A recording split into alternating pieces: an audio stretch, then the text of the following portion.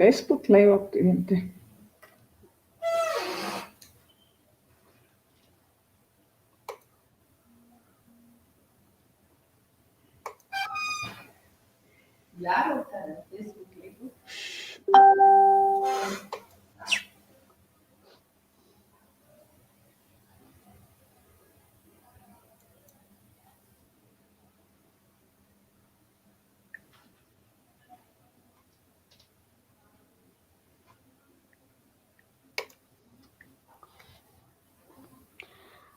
Hello everyone, hello Dallas, and hello to all my global viewers. Welcome to my show, Global Cup Shop. Thanks so much for joining, and I'm your host Anu.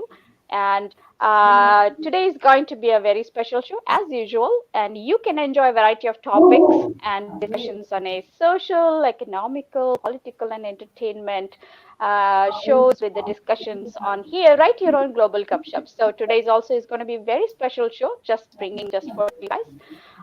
Our today's discussion on global gupshup, like I'm saying, is rather very interesting and entertaining, I should say, because it's all about the internationally known sport, cricket. Because cricket has been in a discussion for globally, like throughout, like a lot of people so far did not know that, but nowadays it's becoming more and more popular. And it was introduced as early, even though it's introduced as early as 17th century, and it's reached many parts of the globe, I should say, by 18th century, and it was considered as one of the most leading sports in London, which was also brought to India by British.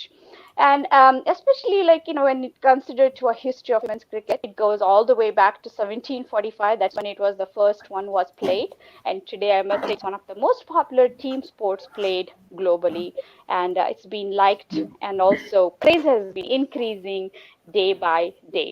So, talking about our today's guest, she is an epitome of success and determination, and she played women's Test cricket for India in 16 matches from 1976 to 1991. She also captaining the side of 8 matches in 1976 to 77, and also four in 1983 to 84. She also played in 19 women's one-day internationals. It's not an easy achievement from 81 to 82 to 86, captaining the side of 16 matches I'm talking about from a, and she's the first captain of a Karnataka state team. And then first Indian also to score a century, I should say. It's a very proud moment for all of us when it happened. And first woman cricketer to be nominated to the Cricket Advisory Committee of BCCI, as we all know how difficult it is to be, representing as a woman there in their team. So, along with many other awards, I should say, like even though she has so many of these achievements, some of the very well-known awards that she is a recipient is Arjuna Award by Government of India, Ekalavya and Rajyotsava Awards of the Precious Awards of Government of Karnataka, and also the prestigious C.K. Naidu Lifetime Achievement Award by BCCI itself, where she's serving, and received a Lifetime Achievement Award recently by Government of Karnataka on November 2nd, 2020. So with all this excitement, it's really a great honor to have her with us, and so it's my pleasure to welcome one and only an icon of women cricket, Shanta Rangaswamy, to join us today to talk more about it. Thank you so much for joining. It's a pleasure to have you. Thank you, Anu. It's my pleasure, and thanks for the nice words. Nice Absolutely. introductory remarks.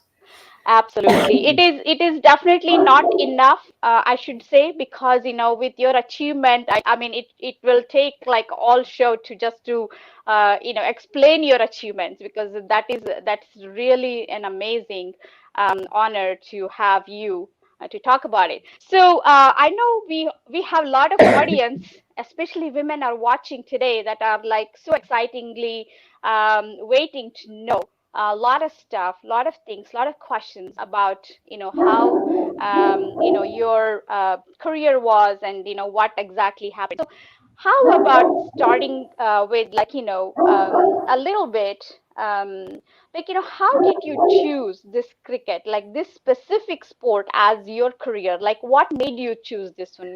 Was there any inspiration that you actually went through, or like that made you decide that?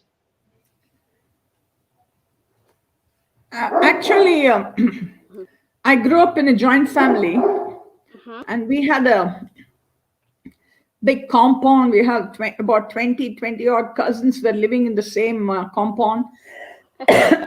We used to have weekend matches. Those days, of course, we used the softball, which is a tennis ball. Right. And we played matches, and the winners would get a pencil or a eraser, things like that. So, and normally these cousins' friends also would join. So 30 to 35 people would be there Saturday, definitely on a Sunday. That's how it started. But then there was no platform as such at that point of time, because women's cricket started in India only in 1973. So there was no official platform as such.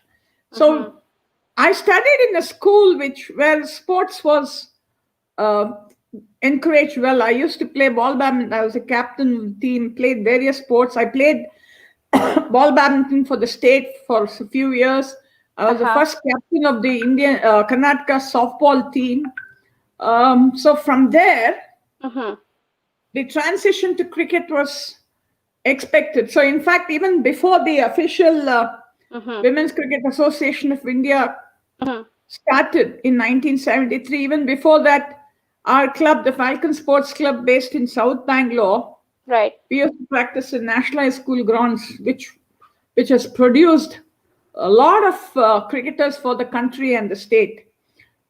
So, I mean, even amongst the men. So we had started off even before women's cricket officially started. And we were just waiting. And in 73, ironically, it started in April 73, but no one in the country was aware, because there was no. So only Bombay, Maharashtra, and half of UP team played in that. Half because they were not, the full contingent wasn't there. So the extra players of Maharashtra, they just made up the deficit in the UP team. But 6 months down the line, in November 73, which was the second nationals, but it was virtually the first, de facto first national championship, where Karnataka played and I was the captain. At that point of time, about 16 teams played. And we were the runners-up. Right. And after that, we had Australia coming in 1975. I know when you were reeling out my stats, Yes. it's not a true reflection of what actually transpired, because in 75 we played Australia. In 76 we played New Zealand, and I was the captain then. Right. These matches were later on turned as unofficial tests. Ironical, because the team that played against us in India, the New Zealand team, was exactly the same which played against us in New Zealand the very next year. But then that was official. And so you literally you got a little bit of a hint of, like, to test how the team is like before you go for the major one, I should say. Am I correct? No, but basically, I feel it's a little unfair to us, because we played the same team. I got a century in the Pune test. I got 527 runs in 5 test matches. That's gone down the drain, because they have not reckoned it as official. Right. But there is absolutely no rationale in that, for the simple reason that the same team played against us in New Zealand. Fortunately, to my luck, with God's blessings, I scored a century there. Otherwise, my name would never have figured as the first centurion of the women's cricket team of India. Right.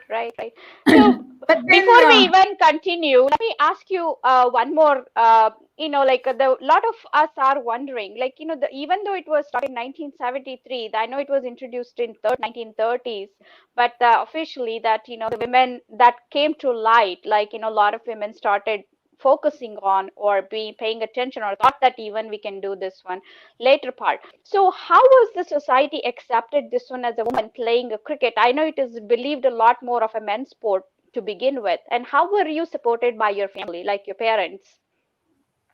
to be very honest, yes, we were subject to quite a bit of ridicule and ragging. But then you see, when you have a purpose in mind, passion at heart, Right. these things recede to the background. And to be very honest, I lost my dad when I was very young. My mother was a pillar of strength for the entire family, and her only contention was that I should graduate, which I did, because she wanted me to stand on my own legs. Right. Otherwise, she fully supported. In fact, four of my younger sisters played sports at different levels. Wow.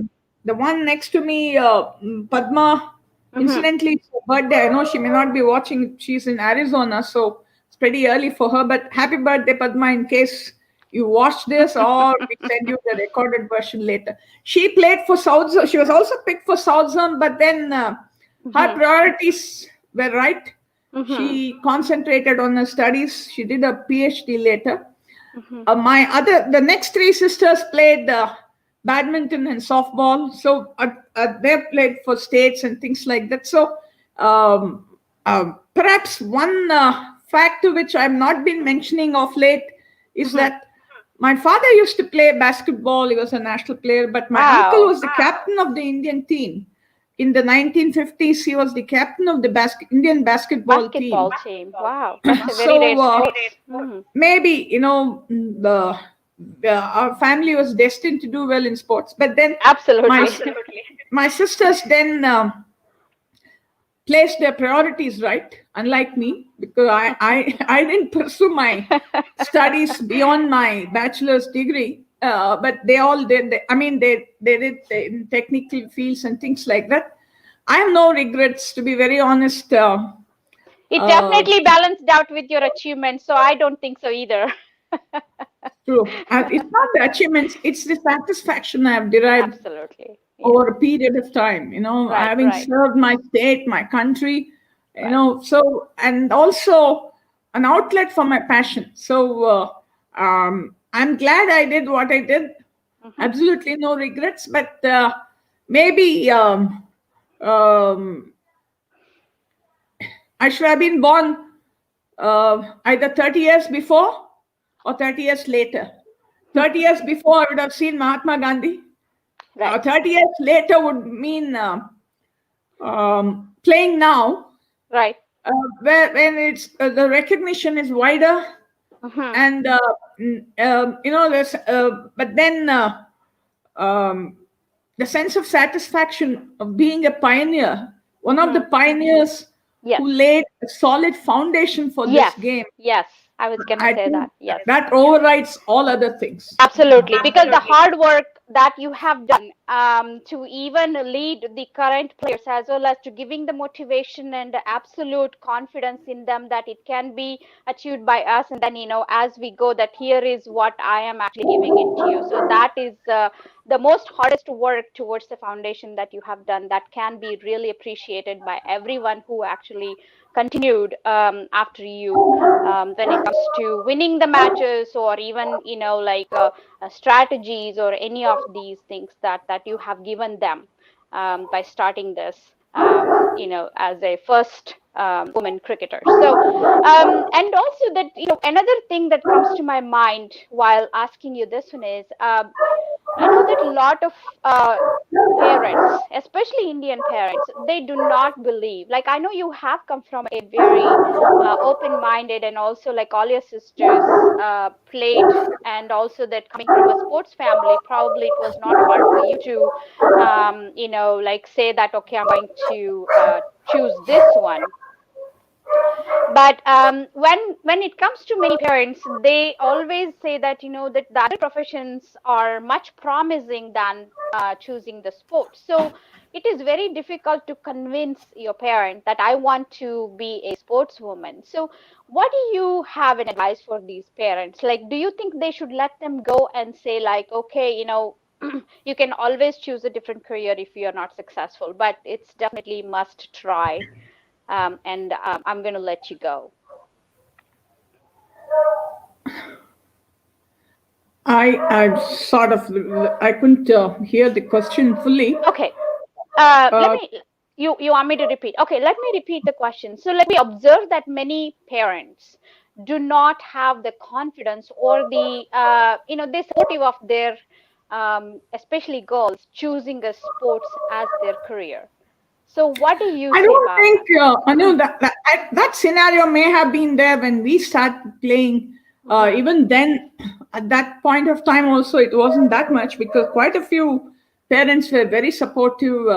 But as of now, I think the parents go overboard to, Really? to Okay. ensure that their kids go out and play. I'll just give you an example.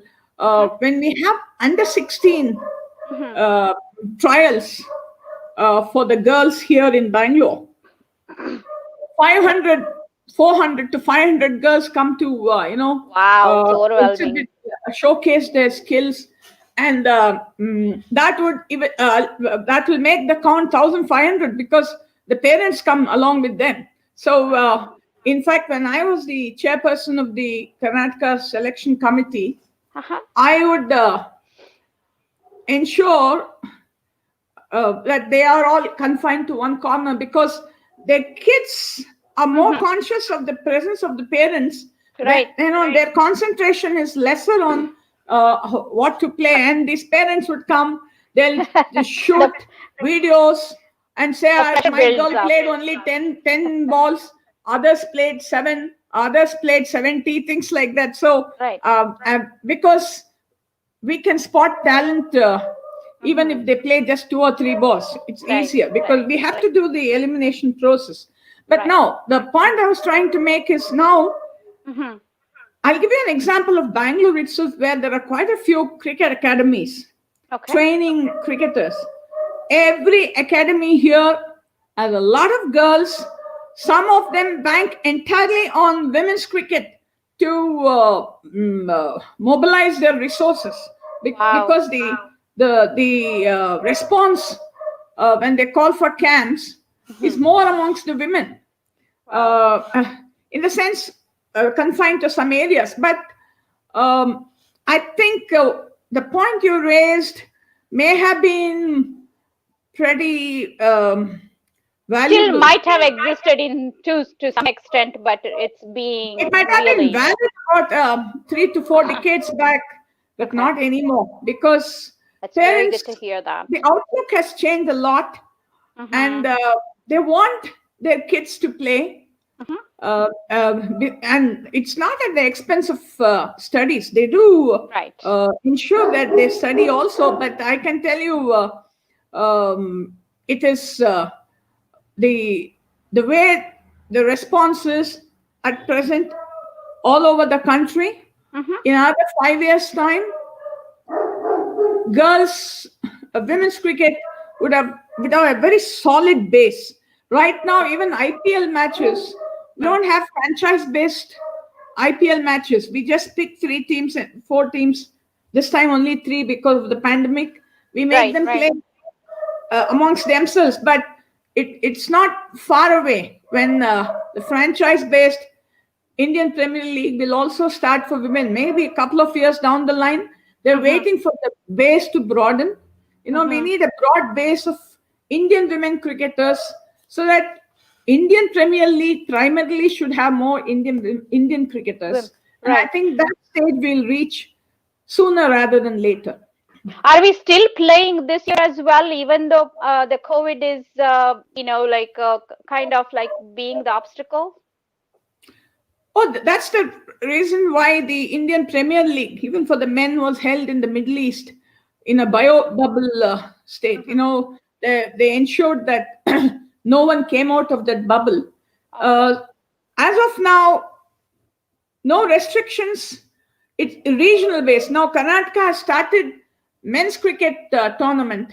Right. In fact, about 1.5 months, Falcon Sports Club conducted a tournament for the women just to ensure that they get the exposure because they were rusting. And now, starting Monday, we have planned one T20 tournament in Bangalore amongst the 4 academies here, so that most of these girls are match ready. And hopefully by January, the BCCI may start the tournaments, depending on how well the pandemic is controlled. But then they may create a bio bubble and still hold it. So just to keep them in readiness, yes, many places the tournaments have started, but they're strictly following the social distancing and other norms as dictated to by the respective state government. Right. So that is really good to know, because how much support and how much of excitement that we are actually getting, like the inspirational movements for women that by participating in this sports. But moving on to something that's like we always want to know. You were the first captain of the state team. And also, so what was the responsibility was like when you are chosen? And I know that it takes a great effort to win the trust as a captain from your team. So just because being the first one, so how was it?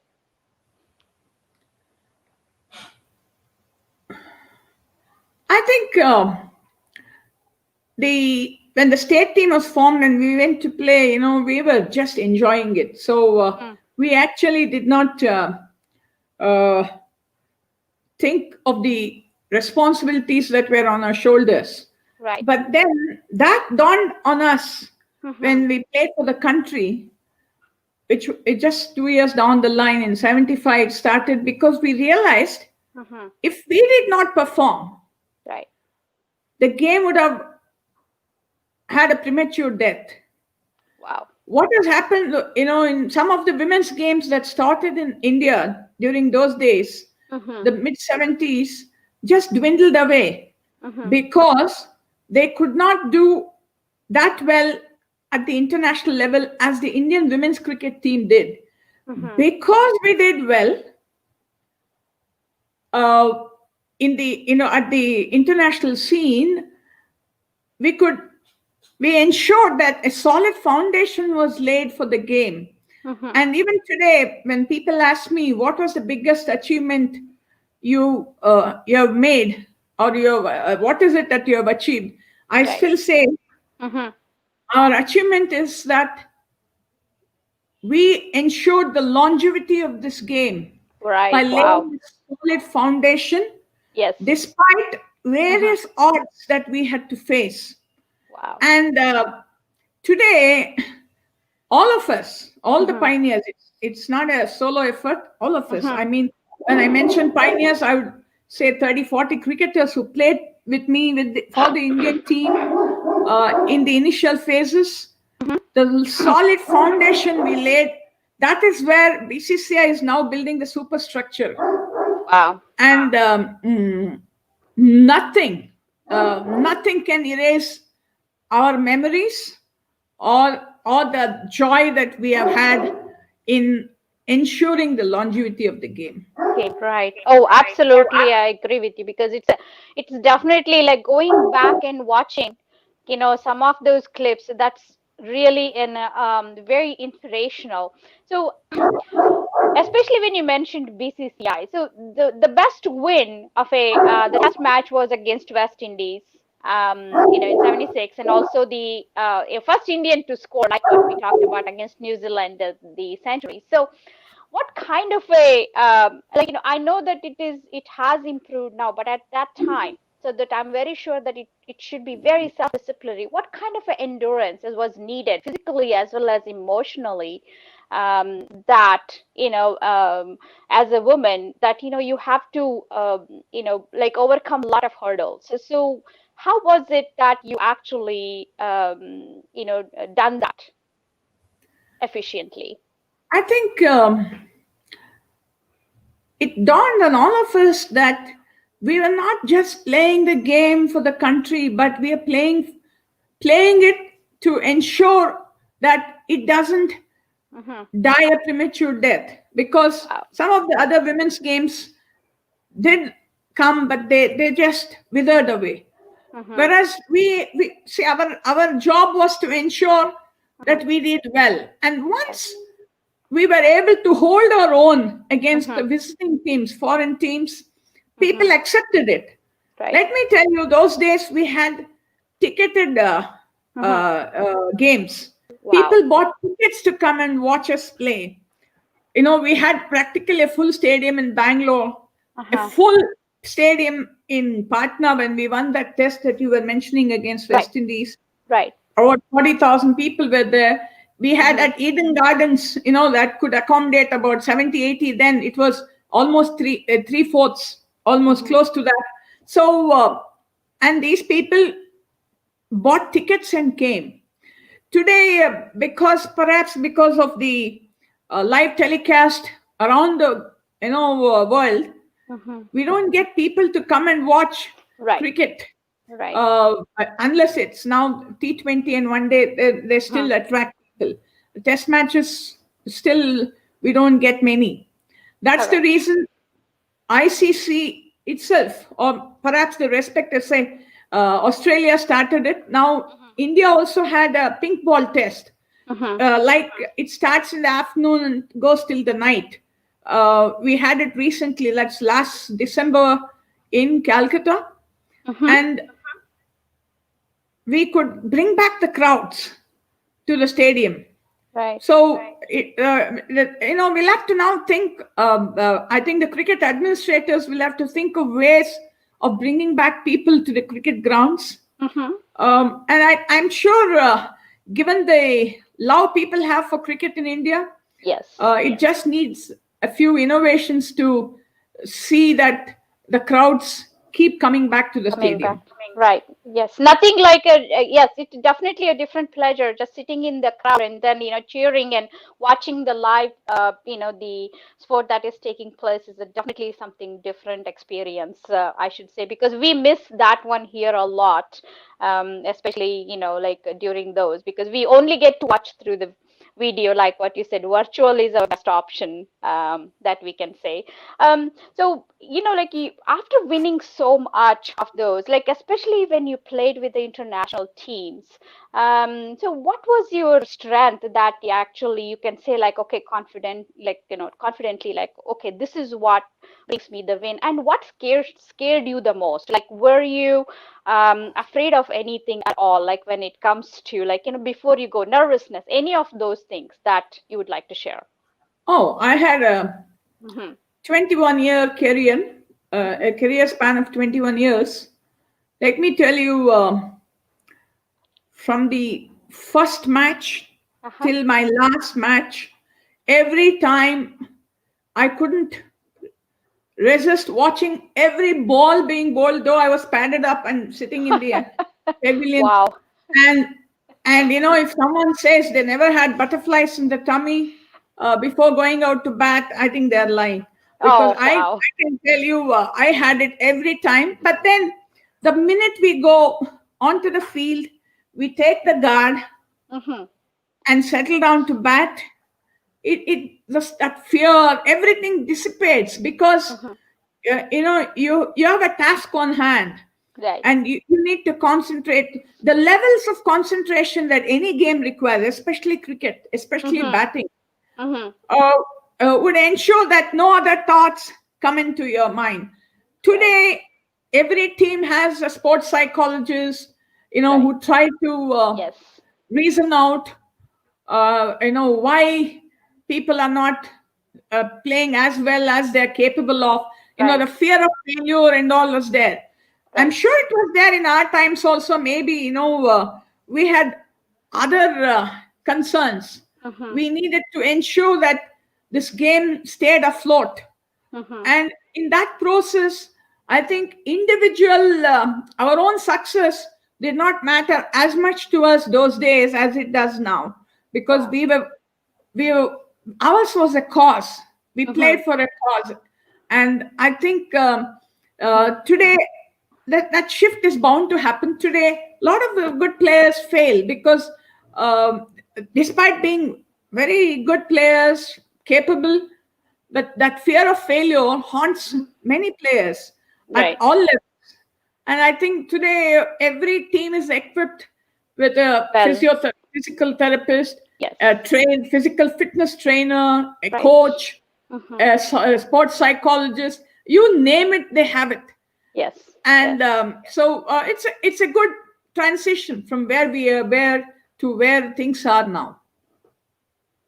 Absolutely right, because I think nowadays a lot of these sports have a very supportive team and equipment, as well as the modern technology to give them enough, like a support to do whatever that they want to achieve according to their needs. So that was definitely one of the best things that we should appreciate. But and also, like, connecting that one, like many of these cricketers that what we see, whether it's men or women, a little bit of a superstition. So do you think that matters in the team also? Like one has it and the other doesn't believe it?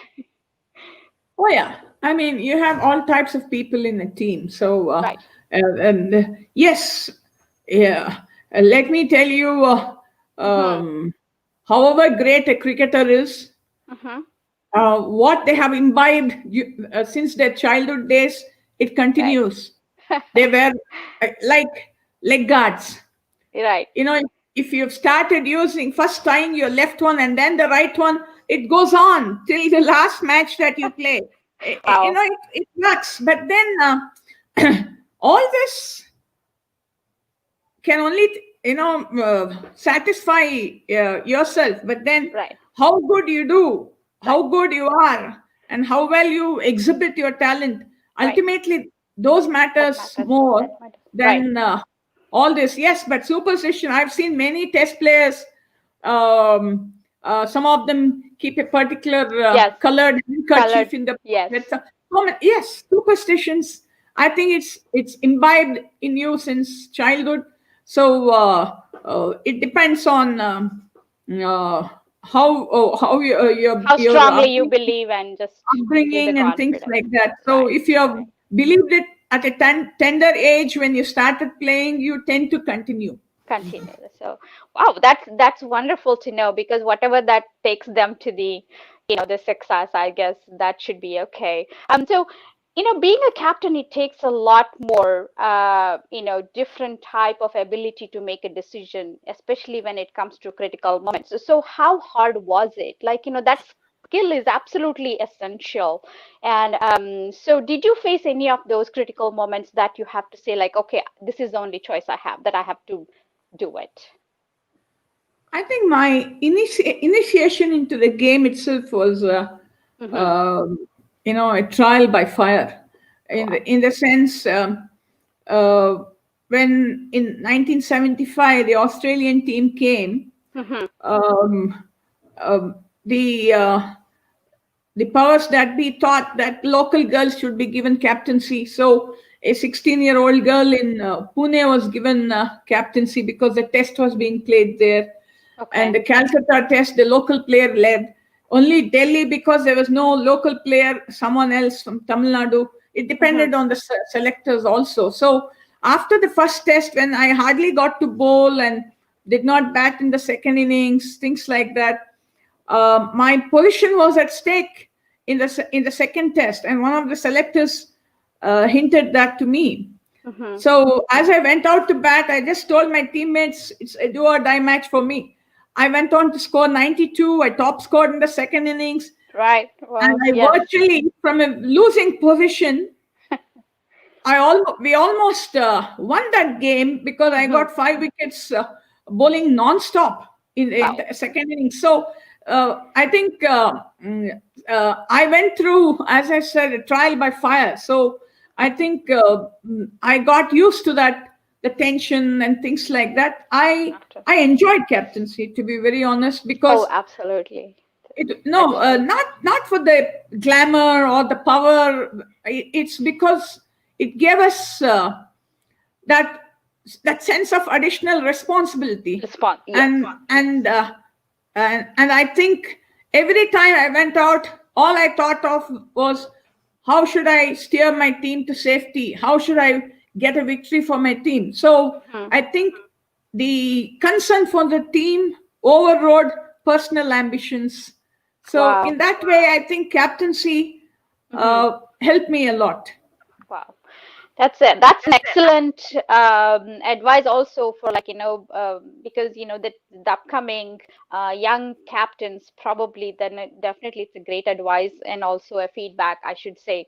So is there any humorous moments that you want to share sometimes that like you actually had that I know that a lot of times that we don't get to see it, but you always have it like a person. Oh yeah, I don't know how we found it funny those days, because when we first went to New Zealand, this was in late 1976. Right.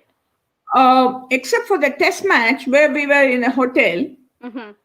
Otherwise, we were billeted with the local people.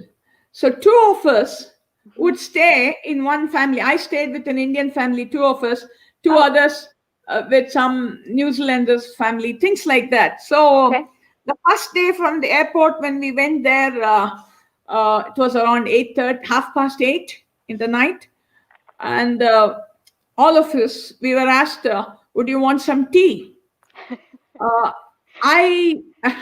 I'd never tasted coffee or tea till then. So I said no. Everyone has said no, thinking dinner is around the corner. Why would we have tea and kill our appetite? Okay, then this is your bedroom. Go to bed, sleep, good night, they said, and went off.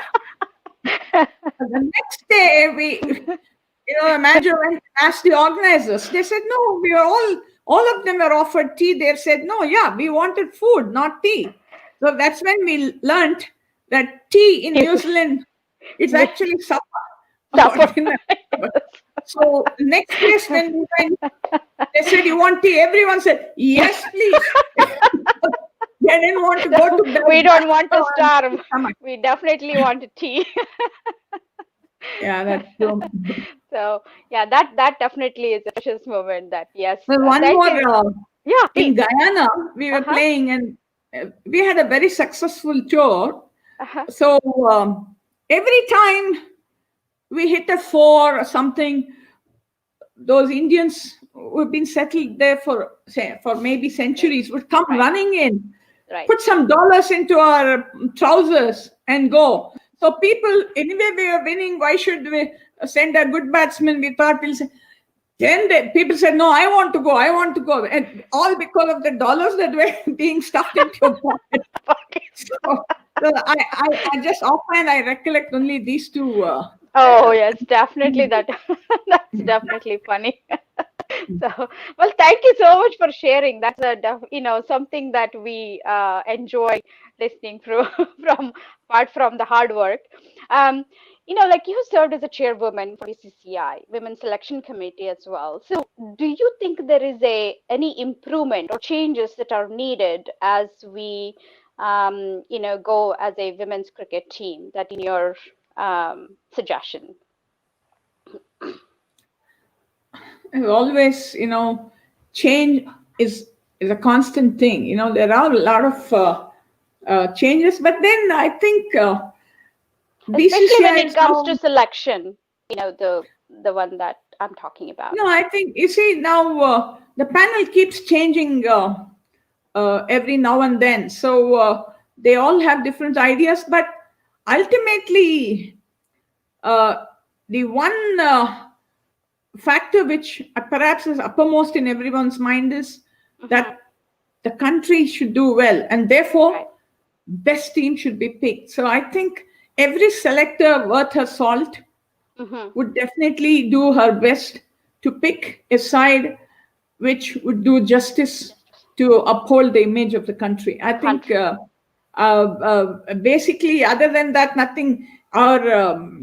I may feel a medium pacer may be more required than a spinner. Some other current selector may think the other way around. Things change, but everyone's priority is to ensure that the team does well and upholds the image of the nation. So that itself will speak as a success for yourself, or like when you concentrate on that. Any selection panel, I think that will be the dictum, because you're answerable. It's not that it's a proprietary concern where I do what I want and no one questions. No, the entire public, there's a large following of cricket from past so many years in India that everyone, they'll come up with the scores of individuals. And even now you see the men's team is picked. A lot of people keep questioning. It's impossible to answer, to reply to all that. But then I personally feel people, given that responsibility, would have factored all those before picking a side. So, but let me tell you, every selector will do her or his own best to uphold the image of the country, and therefore will pick the best team possible.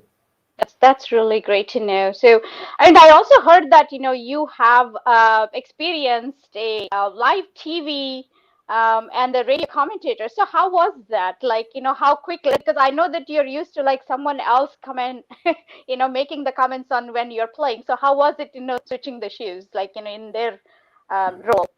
In fact, even during I've done even for the men's test matches and all commentary.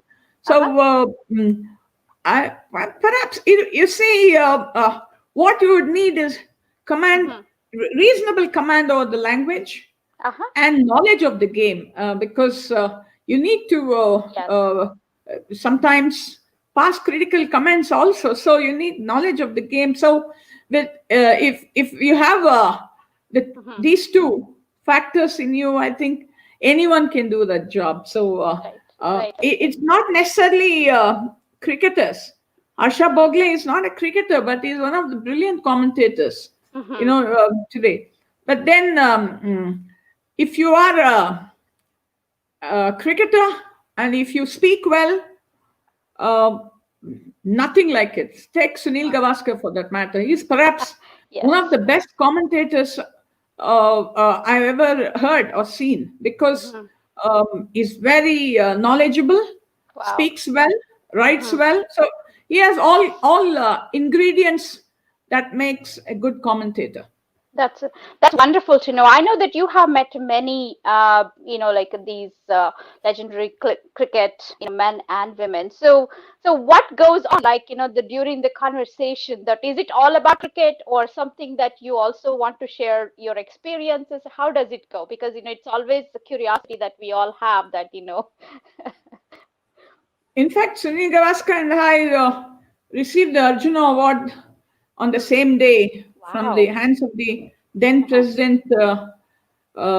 Neelam Sanjeev Reddy. So, but then, yes, I have been in various committees with these cricketers.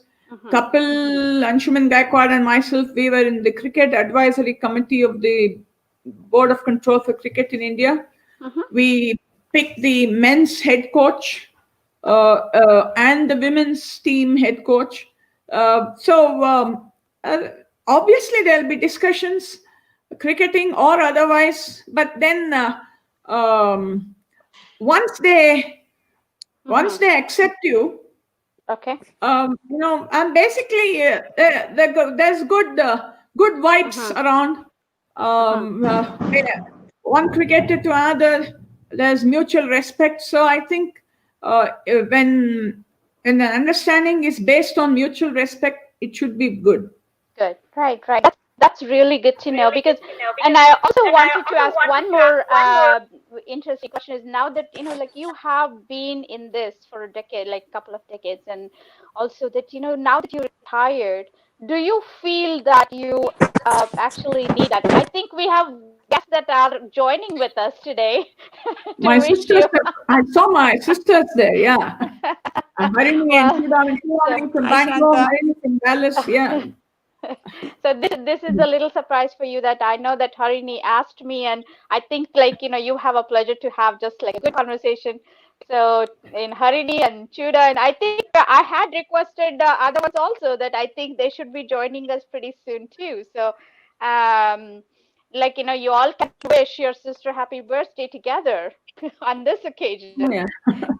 Oh, I don't There know we go. what's the time. Malini is here too. Oh, Malini has come. Malini is here. My other, Harini and Malini are twin sisters.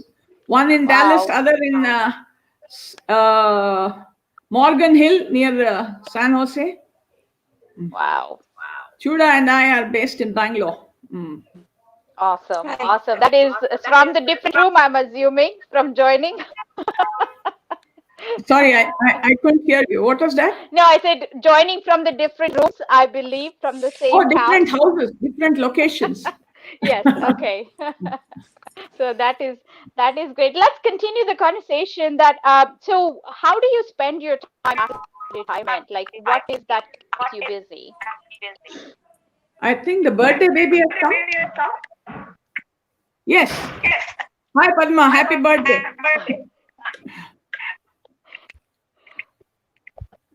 I don't know if she heard it. Mm. I think yes. If she's on mute, then it won't. She won't be. Okay. Mm. Yeah, well, we would like to wish Padma a very happy birthday. So this is her special day, and it's really, that's fun to have all the sisters to share that. Padma, you have your feeling is pretty good, but I would prefer to see your face.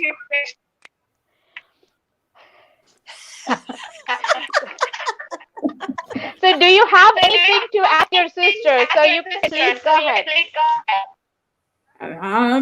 We talk to each other pretty frequently. Just that today was Padma's birthday. I thought I could. I got this chance. I thought I'll wish her Absolutely. a very happy birthday. But then she has disappeared. I think she's gonna log back in. So with all of them being here, so tell me that how do you spend your time after the retirement? Like what keeps you busy? Oh, cricket, obviously, because I've had different roles. I was elected to the Karnataka State Cricket Association Apex Council. I had to resign it because I got elected to the BCCA Apex Council. Now you can't have two posts. No conflict of interest allowed. So I'm very busy even otherwise. But basically, I'm a lazy person, so I like to laze around. Well, I don't know because I think you deserve some time of your own for this for the leisure time for sure. That I think you deserve it. So that is definitely one of the best thing that everyone should realize that so giving yourself time is the best thing that you can do after such a hard work. So it is if it is anything that you want to advise for the young players, so what that would be? So cricket per se requires a lot of efforts. You need to sweat out a lot, long hours of practice. Maybe the rewards may not be there. But ultimately, if you learn the game in the right way, and all you need, and if you have good skills, you can blossom into a good player. But learn to play for the team always. Individuals, if you put yourself above the team, you'll be a misfit because sooner rather than later you'll be ejected out of the team. So if you play for the team, glory is not only for the team but also for you. So I would say don't come into the for the young players. Go and take up to the game just to I'm sorry, I'm getting distracted. My other two sisters joined. I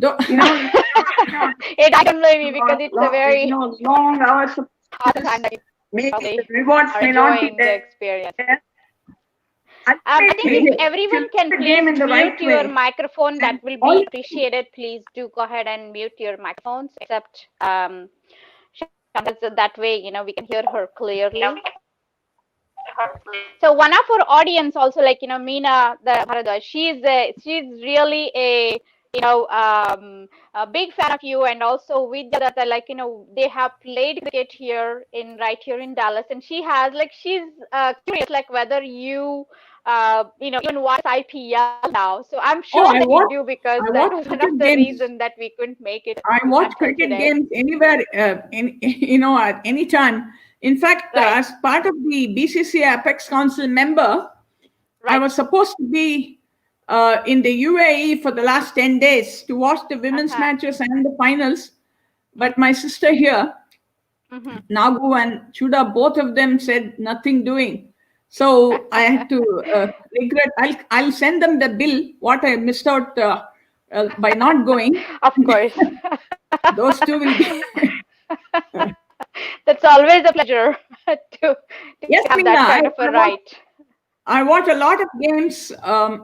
Generally, whatever is played live in Bangalore, I go to a stadium and watch. Otherwise, I watch it on TV. Yes.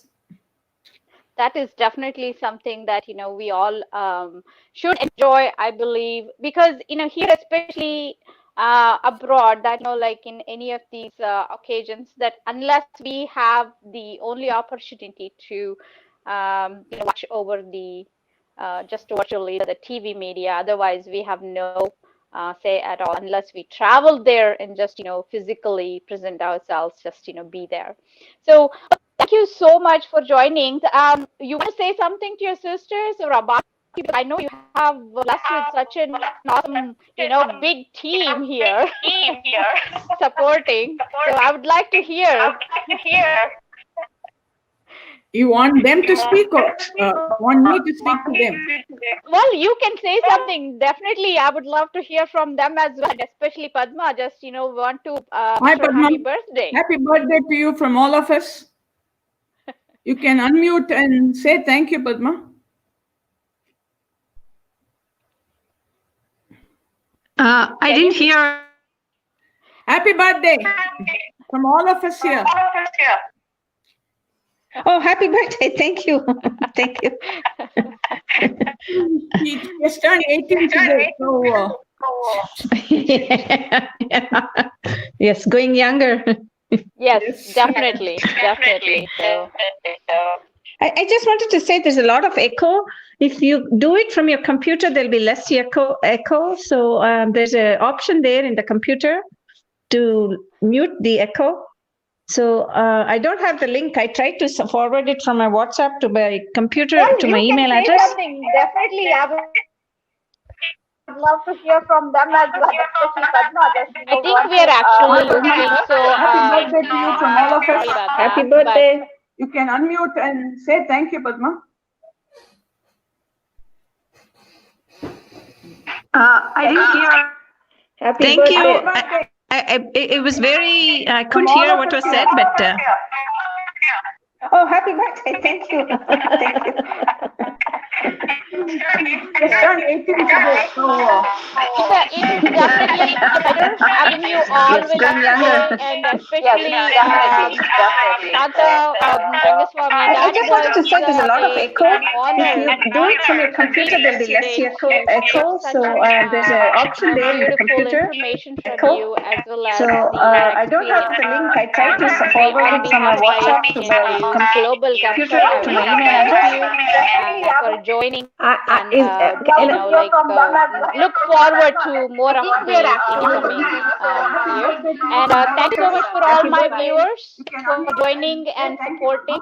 And I would definitely will try that to bring more of these wonderful shows to you every Saturday, and we will keep rocking like this. And again, thank you so much, and everyone have a very good night in India and a great time and a good day here in US.